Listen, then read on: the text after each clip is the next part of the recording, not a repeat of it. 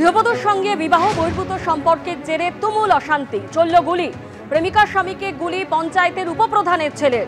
গুলি চালানোর অভিযোগ তারবেরিয়া পঞ্চায়েতের উপপ্রধানের ছেলের বিরুদ্ধে। আরো বিস্তারিত জানতে কথা বলবো আমাদের প্রতিনিধি সমীরণ পালের সঙ্গে। সমীরণ, ঠিক কি অভিযোগ উঠেছে? স্বর্ণালী, গতকাল ভর সন্ধ্যায় আমডাঙ্গা তারাবেরিয়া গ্রাম পঞ্চায়েত এলাকার রাউতারা এলাকায় একটি শুট আউটে ঘটনা ঘটে। ঘটনার শুট আউটে গুলিবিদ্ধ হন মসিয়ার রহমান নামে এক যুবক। তার মুখে গুলি লাগে, তাকে প্রথমে আশঙ্কাজনক অবস্থায় নিয়ে যাওয়া হয় আমডাঙ্গা গ্রামীণ হাসপাতালে। সেখান থেকে অবস্থার অবনতি হলে বারাসাত মেডিকেল কলেজ হাসপাতালে ভর্তি করা হয়েছে। প্রত্যক্ষদর্শী যেটা জানাচ্ছে যে মসিয়ার রহমান সেখানে একটা জায়গায় বসেছিল। তারাবেরিয়া গ্রাম পঞ্চায়েতের তৃণমূলের উপপ্রধান ওমর আলী মণ্ডলের ছেলে আরিফুল মণ্ডল অতর্কিতে এসে গুলি চালায়। তার মুখে গুলি লাগে, রক্তাক্ত অবস্থায় মসিয়ার রহমান লুটিয়ে পড়ে মাটিতে। তারপর তাকে উদ্ধার করে নিয়ে যায় হাসপাতালে।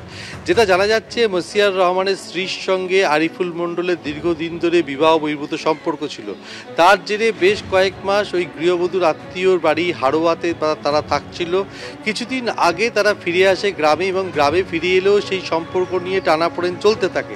সেই টানাপোড়েনের জেরে দীর্ঘদিন ধরে আক্রোশবশত যে মসিয়ার রহমানের উপর হামলার পরিকল্পনা করছিল উপপ্রধান ওমর আলী মণ্ডলের ছেলে আরিফুল মণ্ডল, তাকে লক্ষ্য করে অতর্কিতে গুলি চালানো হয় এবং গুলিবিদ্ধ হয় এই মসিয়ার রহমান। তদন্তে যেটা জানা যাচ্ছে এবং ঘটনার পরপরই আরিফুল মণ্ডল এবং ওই মসিয়ার রহমানের স্ত্রীকে গ্রেপ্তার করেছে আমডাঙ্গা থানার পুলিশ। আজ তাদেরকে বারাসাত আদালতে পেশ করা হচ্ছে এবং তাদের বিরুদ্ধে হত্যার চেষ্টা, অস্ত্র আইন এবং ধারালো কিছু দিয়ে আঘাত, একাধিক ধারায় মামলা রুজু করা হয়েছে। এবং সেক্ষেত্রে প্রাথমিক তদন্তে পুলিশ যেটা জানাচ্ছে, একাধিক তথ্য উঠে আসছে। আপাতত তোমায় ধন্যবাদ সমীরণ। অপারেশন সিঁদুরের পর আগামীকালই রাজ্যে আসছেন প্রধানমন্ত্রী এবং এ রাজ্যে আগামী বছর রয়েছে বিধানসভা নির্বাচন। তার আগেই প্রথমবার আসছেন প্রধানমন্ত্রী। আলিপুরদুয়ারে যাবেন তিনি। একদিকে তার প্রশাসনিক কর্মসূচি রয়েছে, তার পাশাপাশি তিনি জনসভা করবেন আলিপুর প্যারেড গ্রাউন্ডে এবং সেখানে ইতিমধ্যে কাট আউটে সেজে উঠেছে গোটা আলিপুরদুয়ার শহর এবং তার পাশাপাশি ইতিমধ্যেই কিন্তু বিজেপির পতাকায় মুড়ে ফেলা হয়েছে গোটা এলাকা। শিবাশিস মৌলিক রয়েছেন আমাদের সঙ্গে এই মুহূর্তে। শিবাশিস, আগামীকাল প্রধানমন্ত্রীর কি কি কর্মসূচি রয়েছে?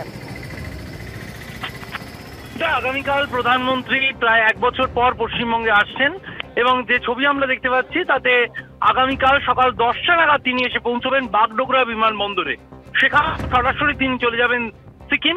গ্যাংটকে তার কর্মসূচি রয়েছে এবং গ্যাংটকে তার যে কর্মসূচি, সেই কর্মসূচিতে অংশ নেওয়ার পর আবার 2টো নাগাদ তিনি আসবেন আলিপুরদুয়ারে।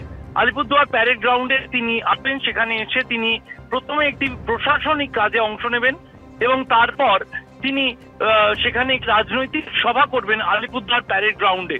এবং সেই আলিপুরদুয়ার প্যারেড গ্রাউন্ডে সভা করার পর আনুমানিক 4টে নাগাদ তিনি আলিপুরদুয়ার থেকে হেলিকপ্টারে উড়ে যাবেন হাতিমারা। হাতিমারা থেকে তিনি রওনা দেবেন বিহারের উদ্দেশ্যে। মূলত আলিপুরদুয়ার এবং কোচবিহারের জন্য সিটি গ্যাস পাইপলাইন প্রজেক্ট, সেই প্রজেক্টের শিলান্যাস করতে প্রশাসনিক কাজের জন্য আসছেন প্রধানমন্ত্রী। বঙ্গ বিজেপির তরফে যেহেতু বিধানসভা ভোট আর 1 বছরের তাই তাকে একটি অনুরোধ করা হয়েছে রাজনৈতিক সভা করতে এবং সেই সভা করতেই তিনি কিন্তু আলিপুরদুয়ার প্যারেড গ্রাউন্ডকে ব্যবহার করছেন। শিবাশিস, ধন্যবাদ।